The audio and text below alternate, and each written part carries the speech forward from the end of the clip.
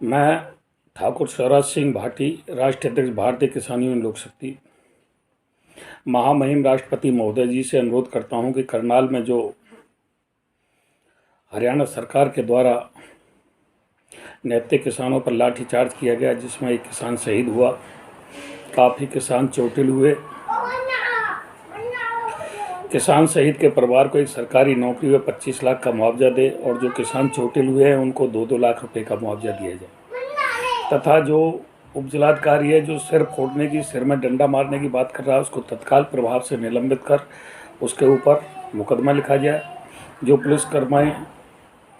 Police कर्मचारी दोषी हैं उनको तत्काल प्रभाव से जांच कर निलंबित कर उनके ऊपर भी मुकदमा लिखा जाए। निर्दोष किसानों पर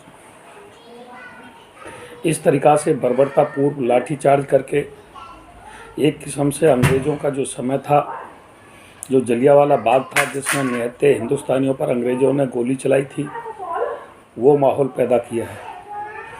इस बर्बरतापूर्व लाठीचार्ज को देश का किसान कभी भी नहीं भूल पाएगा।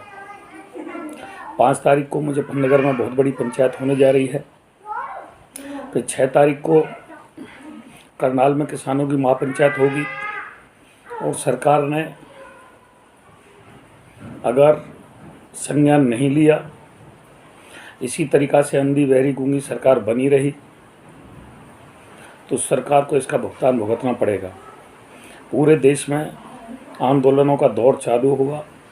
इसलिए भारतीय किसान यूनियन लोक शक्ति महामहिम राष्ट्रपति महोदय जी से, सुप्रीम कोर्ट के मुख्य न्यायाधीश से मांग करती है कि करनाल में जो बर्बरतापूर्ण नैतिक किसानों पर लाठी बरसाई हैं,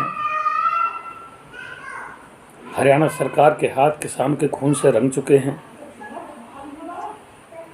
तो तुरंत संज्ञान लिया जाए।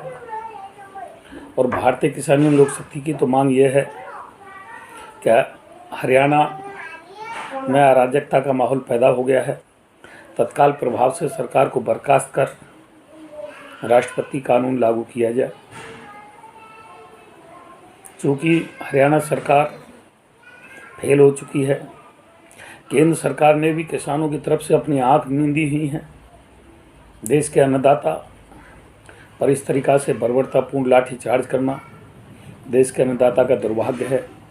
उसकी मांग पूरी करना, उससे वार्ता करना तो दूर तक का रहा, किसान का खून बहाया जा रहा है, ये बहुत ही दुखद है।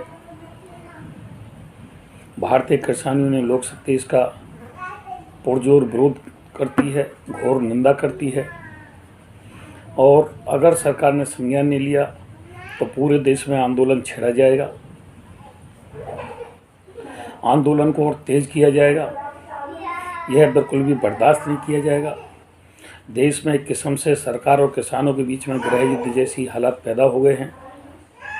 प्रधानमंत्री महोदय को तुरंत संज्ञान लेकर के किसानों की मांगों को पूरा करना चाहिए। एमएसपी को गारंटी कानून बनाना चाहिए। तीनों जो काले कानून हैं, इनसे देश के किसानों को निजात दिलानी चाहिए। किसान आयोग का गठन करना चाहिए। संपूर्ण किसानों को कर्जा मुक्त करना चाहिए। खेती की लागत मूल्य को कम करना चाहिए। बिजली के बिलों को घटाना चाहिए। किसानों की भी विधायक सांसदों के स्तर पर पेंशन होनी चाहिए। ये सारी मांगें भारतीय किसान यूनियन लोक शक्ति केंद्र सरकार से करती है। और केंद्र सरकार भी अगर इसी तरीक़ा से चुप्पी साधे रही तो आने वाले समय में केंद्र सरकार, प्रदेश सरकार सभी को भुगतान भुगतना पड़ेगा। ये वोट तंत्र है, लोकतंत्र है।